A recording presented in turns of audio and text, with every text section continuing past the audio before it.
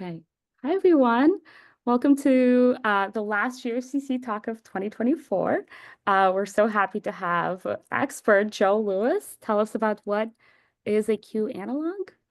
Take it away, Joe. Yeah, thanks for the invitation. So before I start talking about math, so this is my response to the invitation email I received, and so like expert, I just I want to say like expert is not such a scary word. Like all of you at the moment that you get your doctorate will be the world expert in something. It's just like something very, very, very specific and limited. So like being an expert is like not actually that hard if you're already a PhD student. But like being an expert in like a broad, big picture understanding of a field, like that to me is like a super intimidating thing. I mean, here I am. I'm an associate professor. I'm about to turn 40. I've been doing math at like the research level for like a really long time, but I do not think of myself this way at all. I think of myself as a person who solves problems. So we'll see. So hopefully the result of this will convey something that resembles a broad big picture understanding of something, but we'll see. So um, this is the overview of the talk. I don't really believe in suspense, so the title of the talk is "What is a q-analogue?" So here's the answer. A q-analogue is a thing that's analogous to something else, but there's a q in it. And okay, the q doesn't mean anything. It's just a letter. But the analogous, okay, so analogous means, as I was preparing this talk, I like spent a while thinking about this, and I think what it really means is that two things are analogous if they're different, but something essential is preserved. And so this isn't a very good definition, but I think it is the definition, or at least a definition. And so I'm going to try to illustrate this. And I think the only way I really know how to do that is just to give you some examples from enumerative combinatorics and algebraic combinatorics or representation theory, and then something in between at the end. So just a series of examples of what is a q-analogue and maybe some connections between them. So let's get started. So my first answer, what is a q-analogue, is that a q-analogue just means a refined enumeration of something. I really think of myself as an enumerator, and so I like counting things, and especially I like counting permutations. So if you're doing enumeration, you can just think of a permutation as its one-line notation, a word that contains the numbers 1 to n. Exactly once each. So here's S3, the permutations of the set 1, 2, 3. Okay, so it's a easy enumerative fact that the size of Sn, the cardinality of Sn is n factorial, which is to say the product of the first n positive integers. And that's easy to prove. I want to observe about it that it has some nice structure, this enumeration. Right? It is a product of simple factors. So although n factorial is very large, it factors as a product of factors that are not so large. And that there's a recursive structure that the size of Sn is closely related to the size of Sn minus 1. So there's sort of an inductive or a recursive structure to this cardinality. So nothing really deep here, but just those are some features of this enumeration. And so, okay, what is a refined enumeration? Well, anytime you have a set and you have counted it, I mean, okay, really, probably we mean a family of sets indexed by an integer or by something else. But anytime you have an enumeration, well, the size of a set is just the, can people see my mouse? Is that, yeah, okay, great. So I can point to things, good. So, the size, this is a silly way of writing the size of a set, but every finite set is its size is just the sum over the elements of the set of one. And you can just Qify that by replacing one with, well, choose some non-negative integer statistic, so some function from your set into the non-negative integers, and then replace the one with q2 stat of that element. And what you get in place of the cardinality is a polynomial in the formal variable q. So here q is just an indeterminate, it has no meaning. And the coefficients are non-negative integers. And when you plug in q equals 1, you get back your original enumeration. So you counted something and then you refined it somehow. So like, for example, let's count permutations again, but now let's count them by the statistic inversion number. So the inversion number is just, it's the number when you write a permutation in one line notation, it's the number of pairs of the numbers from 1 to n that are out of order. So like in the permutation 3, 1, 2, there are 2 inversions because 3 is bigger than 1 and before it, and 3 is bigger than 2 and before it. And this is also, if you like thinking about the symmetric group as say a Coxeter group, this is also the Coxeter length. It's the smallest number of simple transpositions that you need to write your permutation as a product. So if you want to count S3 by inversions, you just compute the sum over all permutations in S3 of q to the number of inversions, and you get this polynomial. There's one permutation with 0 inversions, and 2 with 1 inversion, and 2 with 2 inversions, and 1 with 3 inversions. And so that's the refined enumeration, or the polynomial that encodes the refined enumeration. And this particular q-analogue is called the q-analogue of 3 factorial. Sorry, 3 factorial. I'll say a bit more about that in a second. It factors for n equals 3. And in fact, it factors for all n. If you want to compute this generating polynomial, just take one of the many elementary ways that you could count permutations by, like, say, considering the position of where n is in the permutation. And so, you take some permutation in Sn minus 1, and then you insert n into it somewhere to get a permutation in Sn, and every permutation in Sn comes exactly one way. And the other entries, the rest of the permutation, that has some inversions, and those aren't affected by where you put n. And then if you put n here, you get n minus 1 new inversions. And if you put n here, you get n minus 2 new inversions, and so on. If you put n all the way at the end, you get 0 new inversions.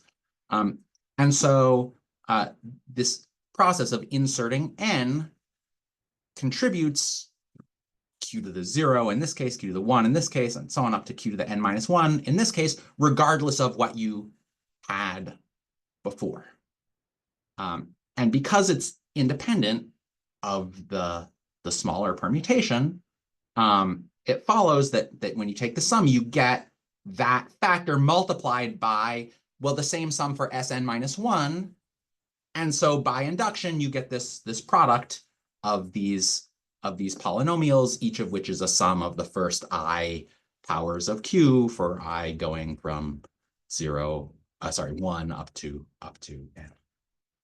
n. So you get this nice factorization that answers the question, how many permutations in Sn are there by number of inversions? It's the coefficients in this polynomial. And it's standard to use this notation, square bracket k sub q, for this polynomial, the sum of the first k non-negative integer powers of q, or if you wanted to, you could write it like this. So then, then you can just rewrite that as this product of q numbers.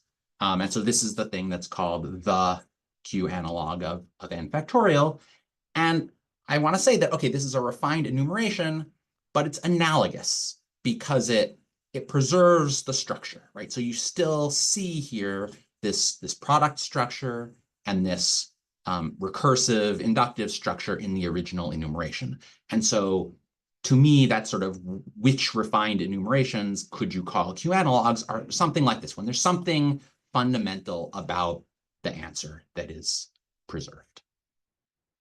Okay, so that's one answer to the question, what is a q-analog? You can also sort of do the inverse question here, which is you can start with the thing that you want to be the q-analog of the enumeration and ask, like, who is the statistic that gives you that enumeration? So here's an example of that. So this is sort of also a thing that you might study if you were studying q-analogs, but a sort of different kind of question to ask. So all right, so let's again heavy on examples. So take the Stirling numbers, the second kind, I guess. So this is counting partitions of an n-element set into k non-empty blocks. Or if for some reason you were in this talk and you didn't like enumerative combinatorics and you wanted some other excuse to think about these are also these appear as coefficients in a very natural change of basis between two different nice bases of the polynomial ring, and in other places. I mean, it's a nice natural combinatorial sequence. And okay, unlike n factorial, these don't have a nice product formula, but they have a nice recursive formula that, okay, well, for n equals 0, you're partitioning the empty set. So since the pieces have to be non-empty, you had better use only 0 pieces. And then if you partition for some larger n, the numbers 1 to n, you can get every such partition by, well, either by putting n into a part of a partition of n-1 into k parts, and there are k ways to do that because you choose which part, or by putting n by itself. And so then you get this many partitions like that. Okay, so it satisfies a nice recurrence. And there's a sort of obvious way to Qify this recurrence, which is just take the coefficient k and replace it with the q-analog of k. All right, so my q Stirling numbers, same base cases, and then I'm just replacing k with k sub q. And this also arises in lots of natural ways, like it's also a change of basis formula for some other change of basis in some ring of polynomials, now with maybe coefficients that are themselves polynomials in Q or something. And it's obvious from this definition that the Q Stirling number is a polynomial in Q with non-negative integer coefficients.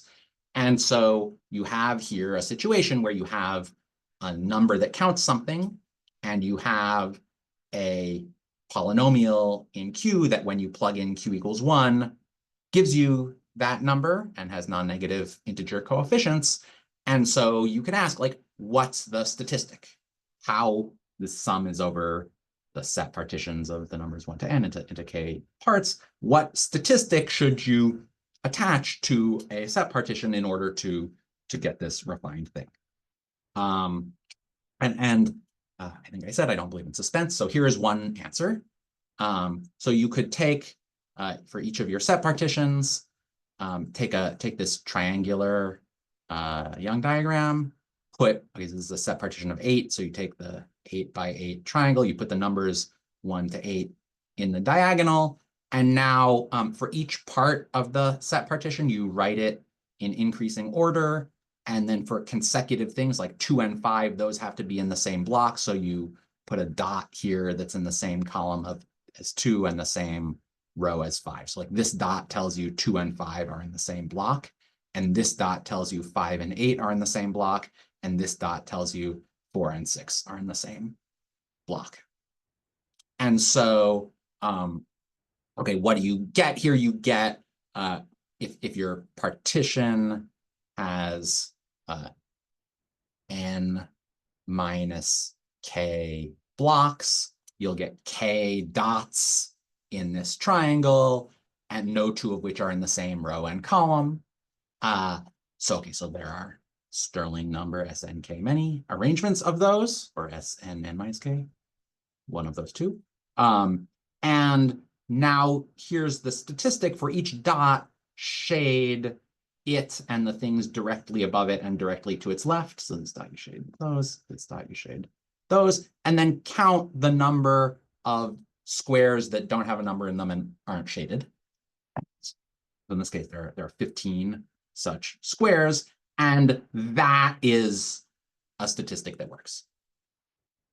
Okay, I mean, that's a lie, but it almost works. It works up to this power of q. But the thing about q analogs is like powers of q, you're like, okay, well, fine, q is going to go to 1 anyhow, so close enough.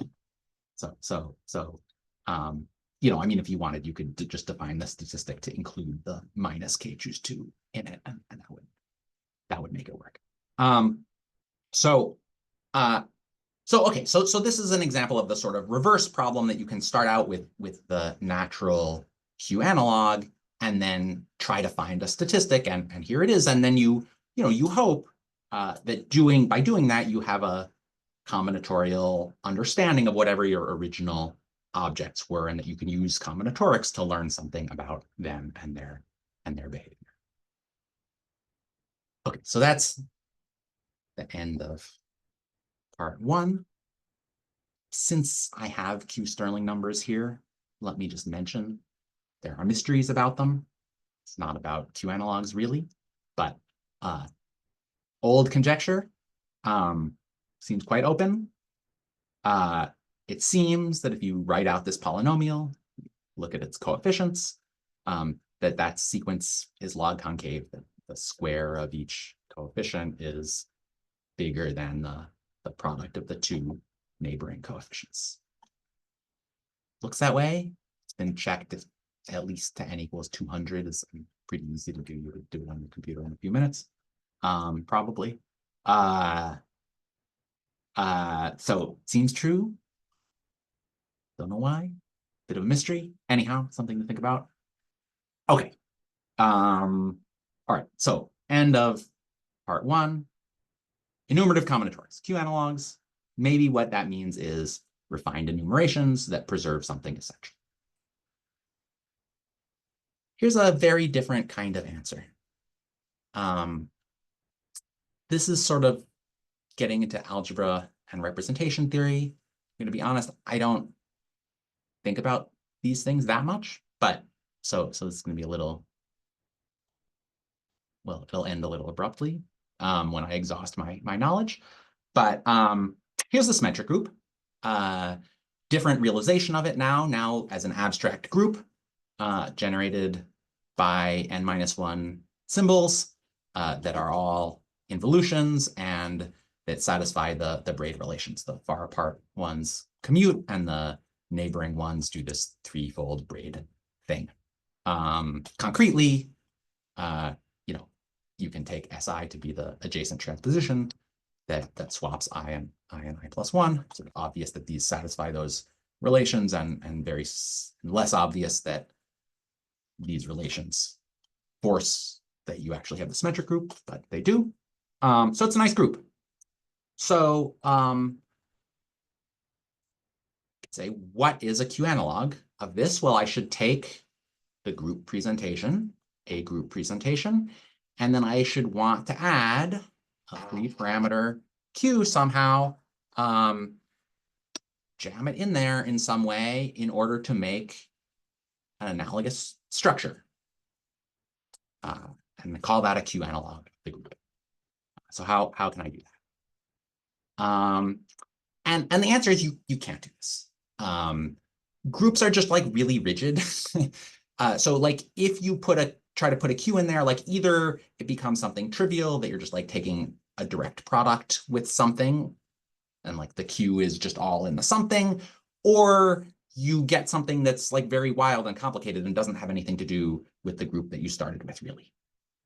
So you just like can't do this with a group. Very sad.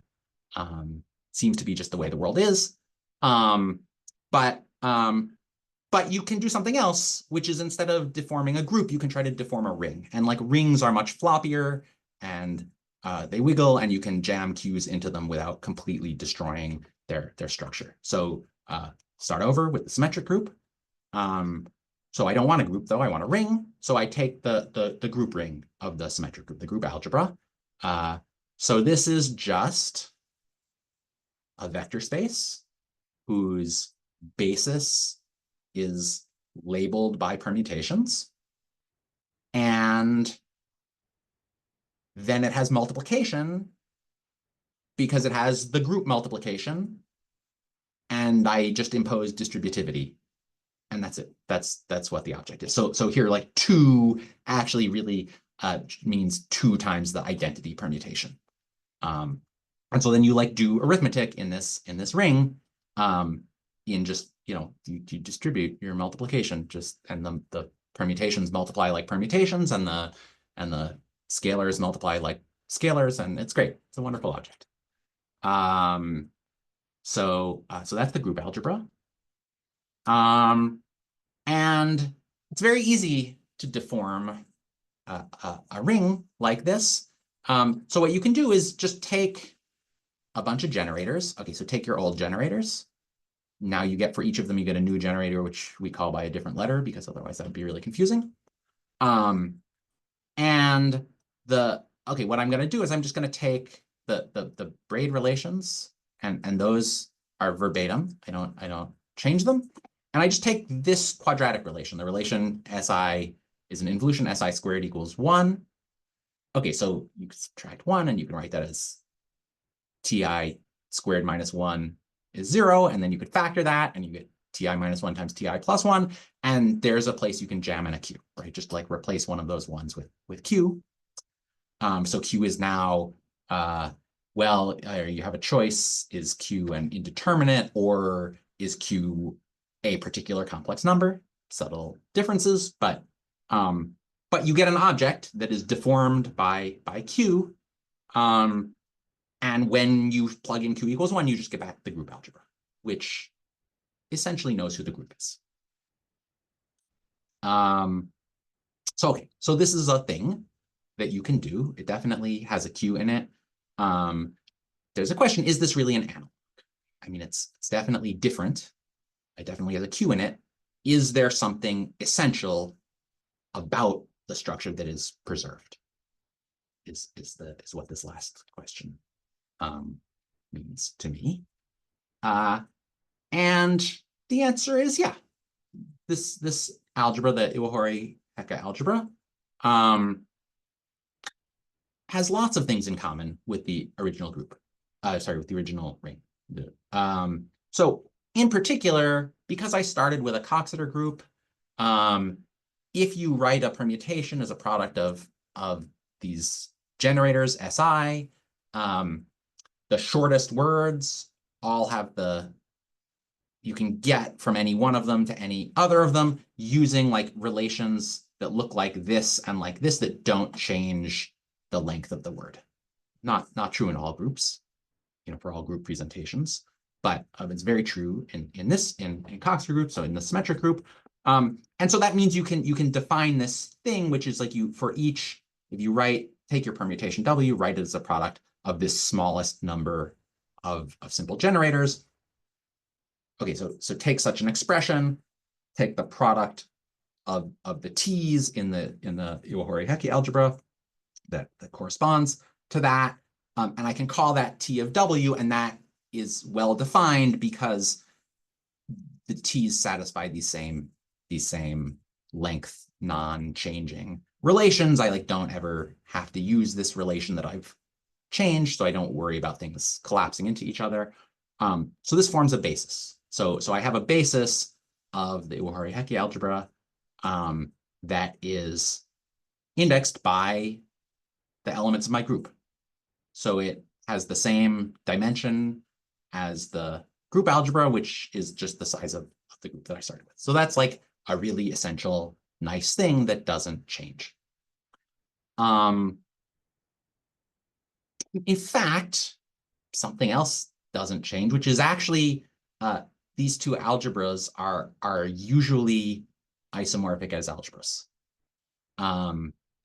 And okay, generically, well, if somebody asks a question, I'll say what generically means. But generically, these are actually the same algebra structure, not, of course, the same exact multiplicative structure. These TWs are invertible, but they're not, the inverse of TW is not TW inverse, because if you tried to take that product, you would have to have lots of cancellation of quadratic things. Okay, but it's that plus lower order stuff or something like that. So actually the algebras are isomorphic, and they're really interesting. They have lots of nice representation theory, and their representation theory connects the representation theory of the group that you started with to lots of other objects. And when I said that this section will end abruptly, that's because I don't spend very much time thinking about these things. So I don't want to try to, I mean, like, I could have gone and like read all the different Wikipedia articles about these things and like some books that are on my bookshelf and like made up some stuff. But I think I'll just say there's a wonderful story here, and you should ask an actual expert in that story if you want to know more about it. But there's a really interesting and analogous story here that much of the symmetric group representation theory carries over. Okay, so part 2, abrupt ending to part 2. I don't know enough to ask a good open question here. Sorry. Part 3. So here's a third answer. What is a q-analogue? It could mean categorify. So think of the symmetric group categorically. What is it? Well, one thing it is that if you look at the category of finite sets, and you look at the various invertible morphisms, they form lots of copies of symmetric groups, basically. So now do the same thing, but change your category a little bit. So I want a Q.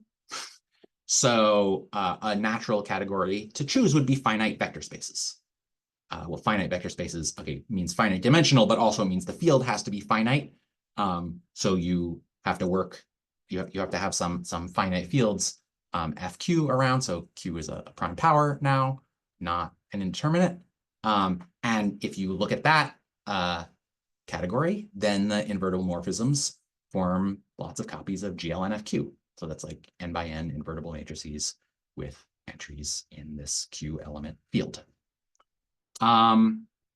So that clearly puts a Q in.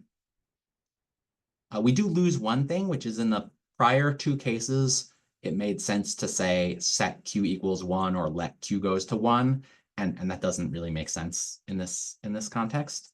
There are things that people call the field with 1 element, but they're not fields and they don't have 1 element. So, I mean, they come from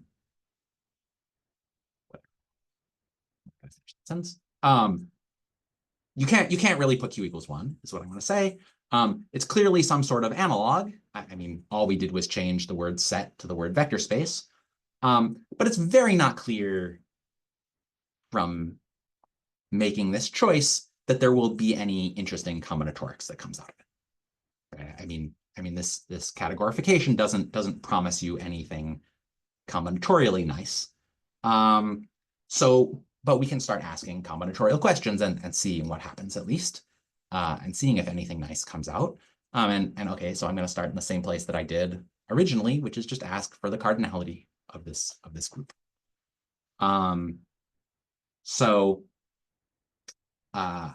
Okay, so if you want to build an n by n invertible matrix over FQ, the first row has n entries. Each entry can be any of Q values. So there are like Q to the n choices for the first row.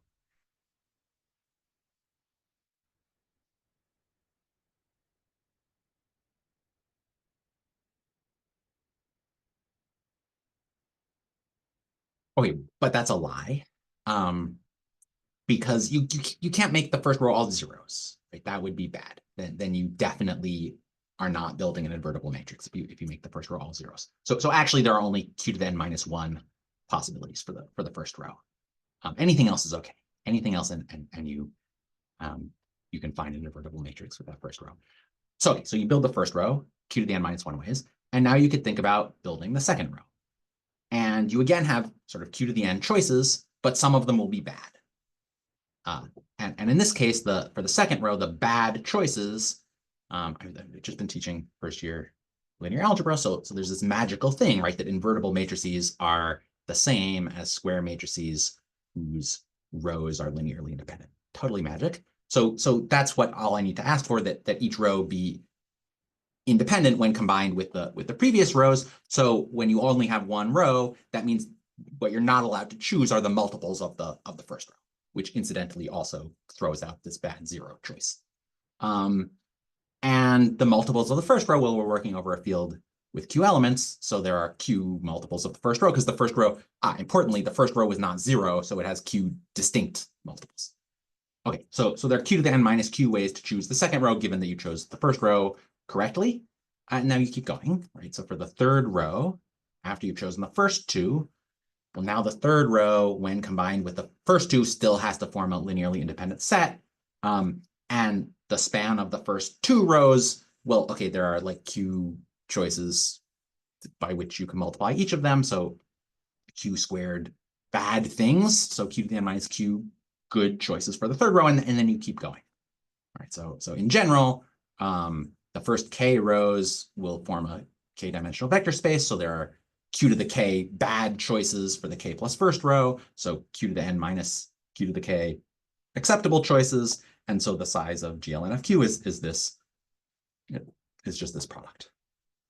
So that's nice. We can play with this. There are a bunch of terms here that are divisible by q, so you could factor out all those powers of q and rewrite it like this. And now there's still more factoring you can do. Each of these is divisible by q minus 1, so you could factor out the q minus 1s. And actually, when you do that, this will become the q number n sub q, and this will become the q number n minus 1 sub q, and so this will become the q number. I mean, this is q minus 1, so it just becomes 1, which is 1 sub q. So actually, one way of writing the answer is you get this relatively tame factor, q to the n choose 2 times q minus 1 to the n times the same polynomial we saw before. So that's kind of nice. So maybe there's some combinatorial content, right? I mean, we still have a nice factorization with a sort of inductive structure. We still have we actually get a connection back to the symmetric group. And this example, you can, you could complain to me that I'm talking to grad students and telling you, really sort of basic first examples, and you could have learned that from reading Stanley chapter 1, which is true. But you can get a lot of mileage out of this idea. So for example, if you choose your favorite partition that fits inside an n by n box, so that means it should have n parts, and the largest part should be at most n. And then write its Young diagram in French notation. So like 4, 3, 3, 2 means 4 boxes at the bottom, 3 on the next row, 3 on the next row, 2 on the top row. Gray is the stuff in the n by n squared that's not in the partition. So you could take all the questions that we have talked about, which are about permutations or matrices that sort of naturally live in the square, and you could say, okay, well, what if you want them to live in a partition instead of living in the whole square? In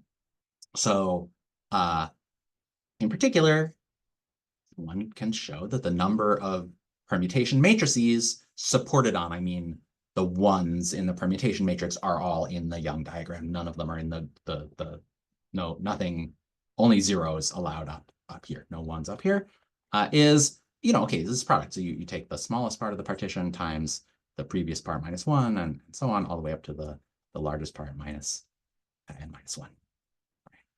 And the proof is the same, basically. You just consider where the 1 in the top row can be And then regardless of where you put that, where the one in the next row can be, and then independent of those two choices, there are two in the third row. There are sort of two bad columns now. So lambda n minus 2 boxes, but two of them are bad. And all right, and each choice is independent of the prior choices. So this is basically the same as the proof we gave to count permutations. And if you wanted to count these things by number of inversions, well, then, of course, you just take these numbers and you make them all subcube. Well, what do I mean? Of course, I mean, again, that proof tracks the number of inversions correctly. If you just think about how many inversions get added by sort of each choice there. Basically the same as the proof we gave for counting this over the entire symmetric group, but now over the permutations in B lambda. And in fact, if you switch from counting permutations to counting matrices, the number of invertible matrices over FQ with all of their non-zero entries living in this shape is this product for the same reason that we said before. Go row by row. You can factor out the same power of Q. You can factor out the same power of Q minus 1. And what's left over is a bunch of Q numbers. And in fact, it's precisely these Q numbers that we had in the inversion formula. So it's a nice product and also understandable as this sum. And the proofs are just totally the same. Okay, so these theorems are not hard to prove. So why am I giving them an attribution here? You can give these as a homework exercise in graduate combinatorics, no problem. So why an attribution? Well, okay, this is one piece of something that Jim was doing, which is a reverse problem in the sense of my answer 1.5 to a question raised by Garcia and Remmel. They had a Q rook number, which is essentially the Stirling number thing that we had. From that, they defined a thing called a Q hit number using a standard duality from rook theory. And they proved that their Q hit numbers were always polynomials in Q with non-negative integer coefficients that when evaluated at 1 had some particular combinatorial meaning. And so the question was, what was the statistic?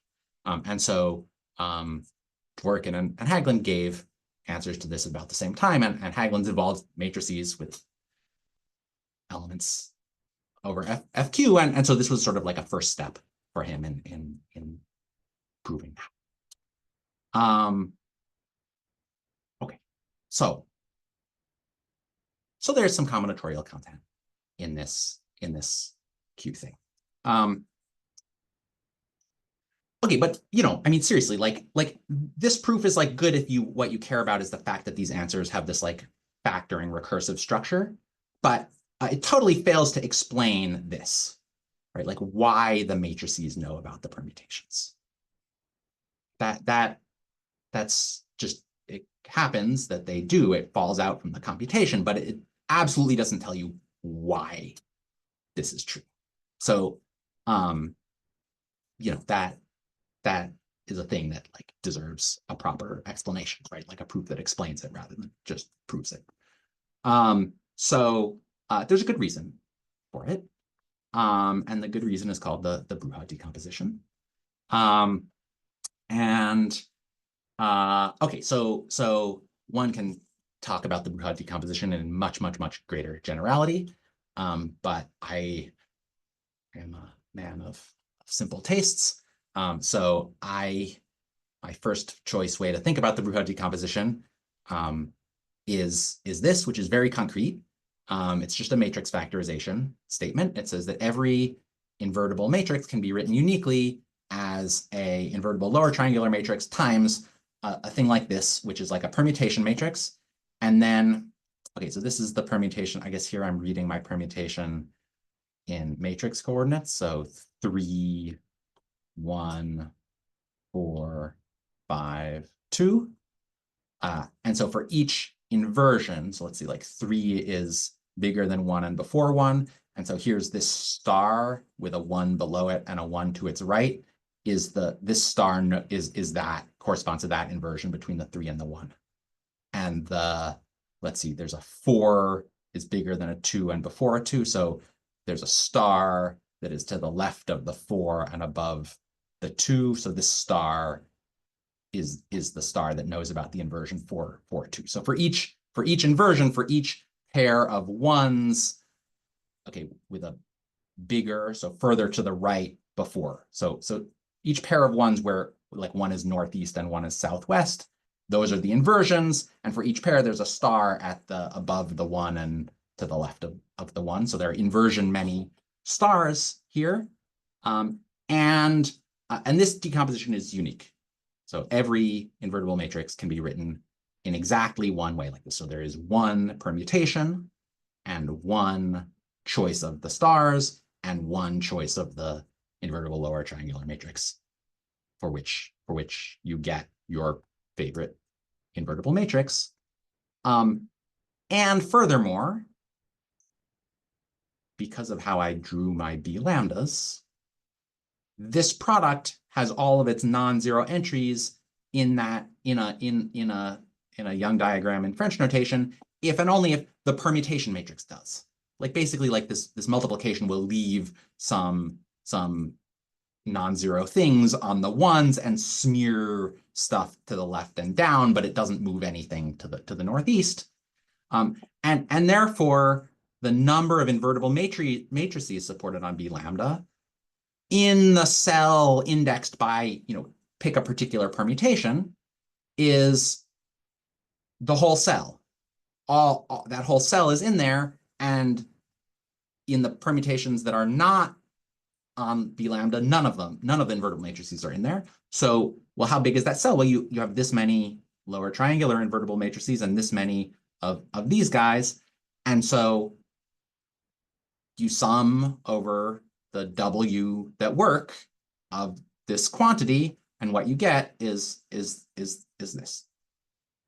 So this doesn't explain the factorization, but it does explain how the matrices know about the permutations.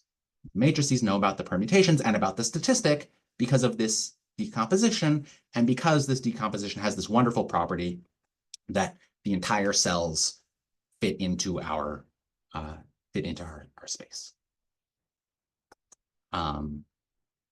Okay, so that's a nice thing. All right. I think I probably could have done the transitions in this talk better. Abrupt change of subject. I was in Bangalore for a conference last week, and I'm sitting thinking about what was supposed to be in these slides, and then Digjoy Paul got up and gave a talk about Hecke algebras, and I was like, great. And then he taught me something that I probably should have known, but I didn't. So okay, this is the more common way to see, like, if algebra type people are talking about Bruhat decompositions, you'll probably see a formula like this, that the GLNFQ is the disjoint union of double cosets. So here I mean take a permutation matrix and multiply it on the left and right by lower triangular invertible matrices. So that's, B is Borel subgroup, all lower triangular invertible matrices. So now this expression for a given matrix as lower triangular times W times lower, like LPL, that's not a unique expression anymore, but two such things are only equal if they have the same permutation matrix in the middle.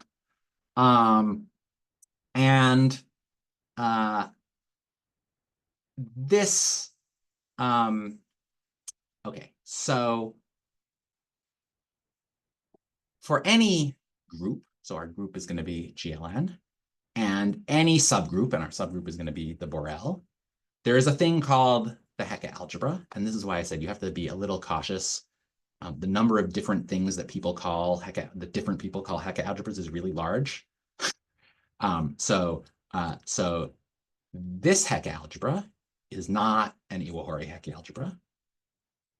It's a Hecke algebra of a finite group, and what it is it's a particular subalgebra of the group algebra. So you take the group algebra and you take this, you multiply, you take the things that can be written as EK times something times EK, where EK is just the average over the sum, it's the average of all the elements in the subgroup. I mean, the formal, you add them together using the formal addition, which doesn't have anything to do with matrix addition, right? It's just the formal addition. And then, okay, divide by the number of them. And this is an idempotent element. If you square this, you get back itself, and that makes this a subalgebra. It's a nice subalgebra. It has many wonderful properties. It knows a lot about representation theory. So it's actually isomorphic to the G endomorphisms of the induced representation from the subgroup to the whole group of the trivial representation. Okay. I hope I said that right. That's what my notes from DeJoy's talk said. I think it's true. So it knows a lot about the representation theory. Right? It sees the induction, the induction of representations, but more than that, in the particular case of GLNFQ and the Borel, it's actually, okay, I just lied to your faces a few minutes ago when I said that this isn't a Niwa-Hori-Heke algebra. It is a Niwa-Hori-Heke algebra of the symmetric group. And if you wanted to do type B or something, instead of starting with GLNFQ, you should start with like an orthogonal group or something, symplectic group, something like that.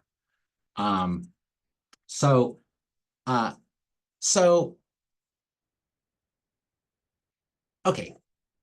So somehow these different kinds of constructions, I mean, where did we see the Bruja order, the Bruja decomposition coming from? I mean, I just told you a story that sort of naturally leads to it as a explanation for concordance between a q-analogue coming from categorification and a q-analogue coming from enumerative combinatorics, but also at the same time, it shows up explaining a concordance between a q-analogue coming from categorification and a q-analogue coming from deforming a group algebra. So the number of different things that are around that are in some way being preserved is very, very large here. Sometimes going in complicated directions, but like the analogy, there's like somehow like more connections in these analogies than they have a right to have.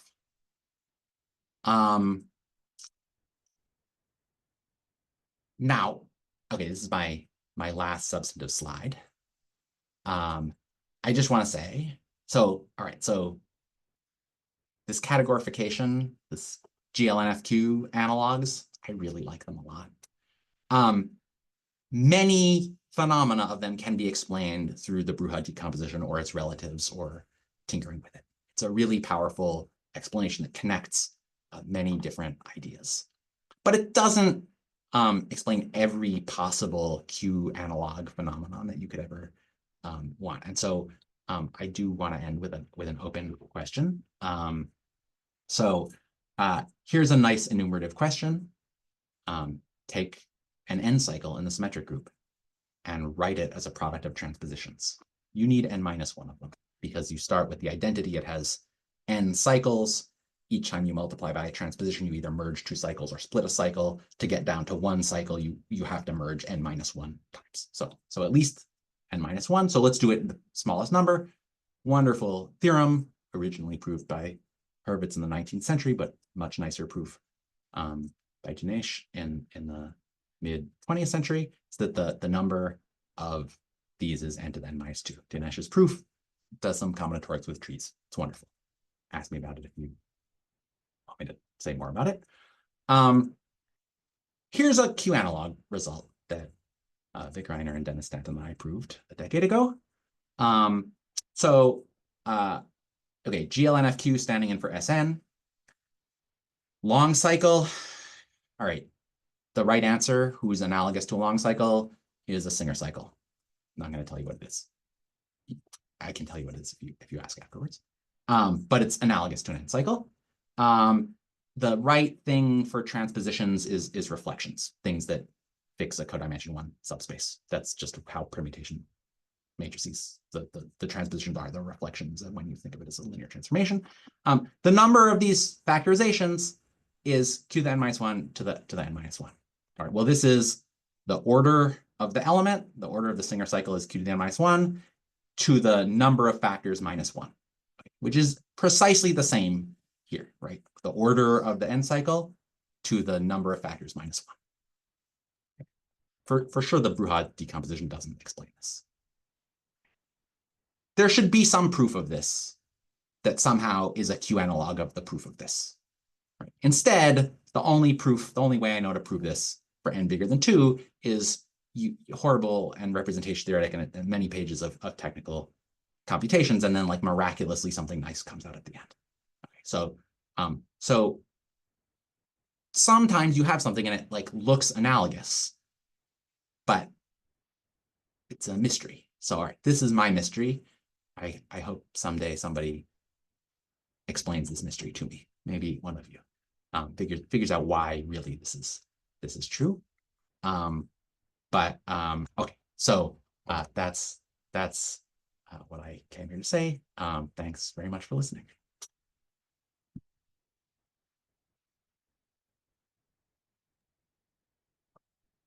Thanks so much, Joel. This has been great. Let's open up the floor to questions. I have a question. So first of all, it was a great talk, Joel. Thanks. You said that the HGK is not usually an Iwahori-Heke algebra. Yeah, sorry. So What is there a simple example of a group G where it isn't? What's right. So I think that here, let me try to make a true statement. I believe that if G is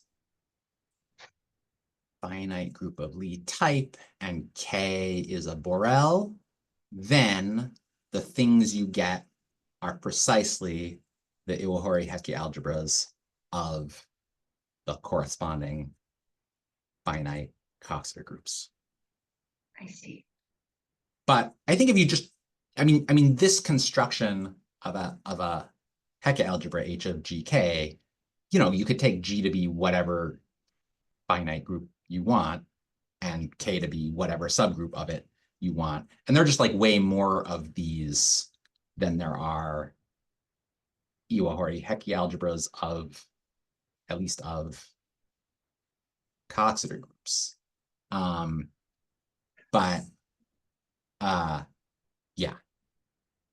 Okay.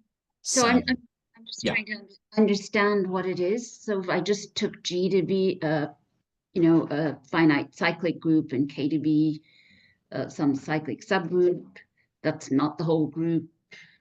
Would I get anything interesting? So everything's abelian here. Yeah. So right. So in that case, you'll probably. Oh man. All right. See, I mean, I'm just going to get some ideal in the group algebra, right? Yeah. Yeah. In fact, I'm going to get exactly. I guess that makes sense. I'm going to get exactly the induction of the trivial representation. Yeah. Okay. Yeah. Right. Yes. I think you probably understand this slide better than I do, is my guess. But yeah, I mean, this construction is, it's just for any finite group and any subgroup, and you can, and it has exactly this content. Whereas like the Iwahori-Heke algebras are, at least in the way that I have not quite defined them, are like, you just get one for each Coxeter type or something. So it's a. Okay. Yeah. Thank you. Yeah. Thanks. Think about this.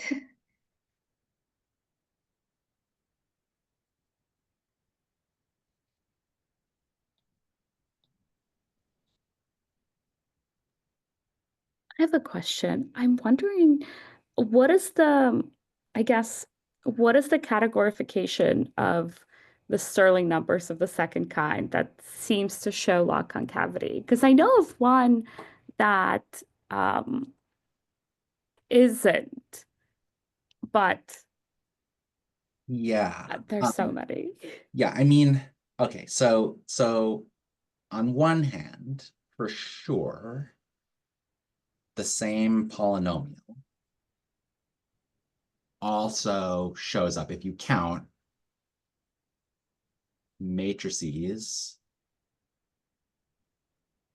lower triangular matrices by rank. Okay, yeah. So like the, this putting 3 dots is like, instead of taking a permutation, it's like take a partial permutation. And those, okay, so like permutations are based, indexing Bruhat cells in the general linear group. These partial permutations index cells in a decomposition of rank R matrices. So these polynomials also essentially up to powers of q and q minus 1 count matrices over fq, lower triangular matrices over fq of rank either k or n minus k, whichever. I don't think that helps though. I mean, in the full rank case, you get this nice product, and log concavity comes very easily because it's a product of log concave things. So fine, general formula, general theorem. But I mean, the smaller s and k's are really they're built in the sum, and my general attitude towards unimodality stuff is if you don't know where the middle is supposed to be and you don't know that it's log concave, then it's probably not unimodal. but here it seems to be log concave. But it's an interesting question whether all this newfangled machinery for proving log concavity could get a grip on it. But I don't think that at least the sort of simplest description of this in terms of finite field stuff isn't, as far as I understand it, it's not immediately amenable. It's not like you just call up Junhe and like 15 minutes later you have the answer. Because I think that Greta Panova already tried that. So I think you would need more. Yeah. Nice. Thanks, Joe. Is there a Bruhat decomposition thing for just GLN? Just GLN. GLN or GLN. Oh yeah. It's absolutely, yeah. This statement is actually field independent. It has nothing to do with finite fields. So yeah. This might be a stupid question, but so GLN's having information about the permutation matrices, does that have anything to do with the Schur-Weil duality of GLN and SN? Or is it like just yeah, sorry, I'm the reason this is hard for me is I've never is that I'm not really an expert in algebraic combinatorics. I'm a person who solved a lot of different problems in algebraic combinatorics.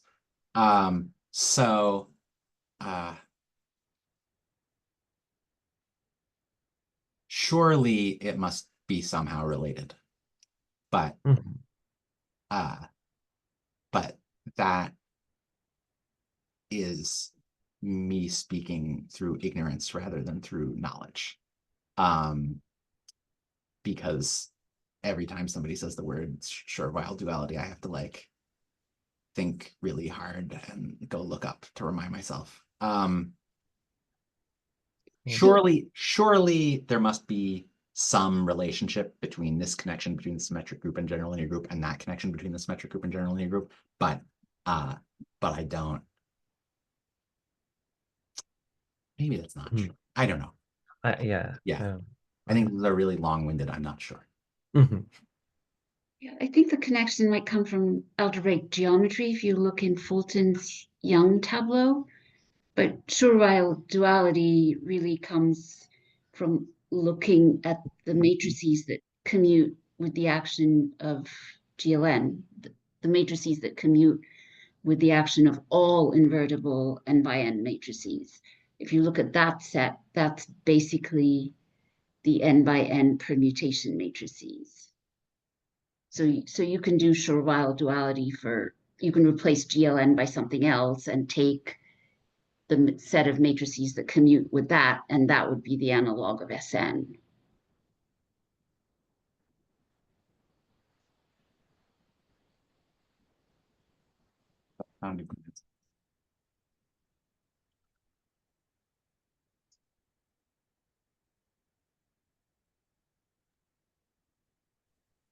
Let me also ask you something from the very beginning. Sure. You said you can do this for any metric as the exponent of q, and then you did that for the inversions and the q analog. It has a meaning, and so is it done in general? I mean, if I think of a metric that's other than the inversions that interest people, for example, descents, I don't know, of permutation, is this thing always something nice, the q analog, or is it for this particular example? Yeah. So okay. So what I would say is like refined enumerations are very nice, and they can be nice in different ways. So like counting at Sn by number of descents gives you a really nice, quite differently behaved refined enumeration from this enumeration that is quite interesting and is called the Eulerian polynomial, and also pops up in all sorts of other places. So is the Eulerian polynomial a q-analog of n factorial? I personally would say I don't think it is, because it doesn't exactly, I mean, it's definitely a refined enumeration. It's definitely a generating function for statistic, but what is the fundamental thing that is preserved? So, and I think that the answer for descents is it's not, you don't see n factorial in it in a nice way, in that Eulerian polynomial. So, you know, I mean, this is like semantic, right? Like this isn't about the mathematical content. This is just about how do people label things. So I think that for any statistic, you get a refined enumeration, and those can be super interesting. I mean, the question, when are statistics equidistributed, or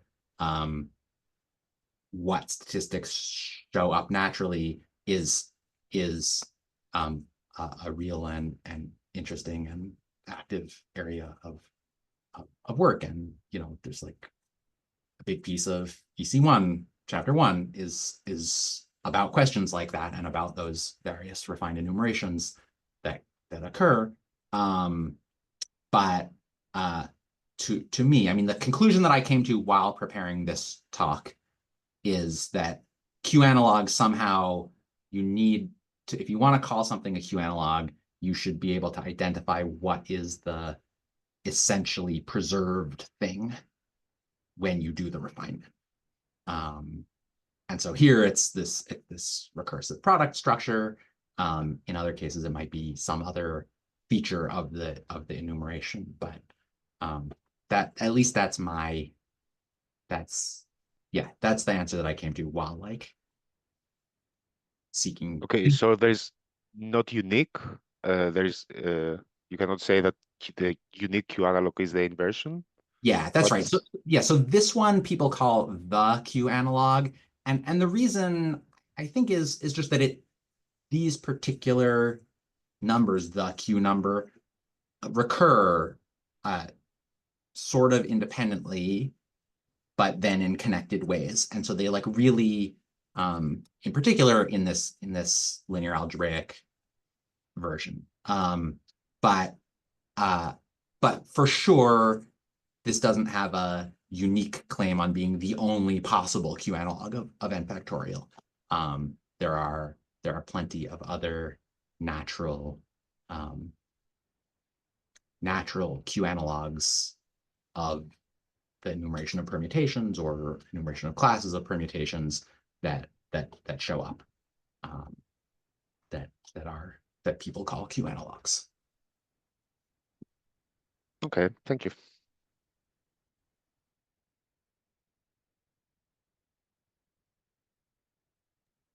With that, let's thank Joel again. Thanks for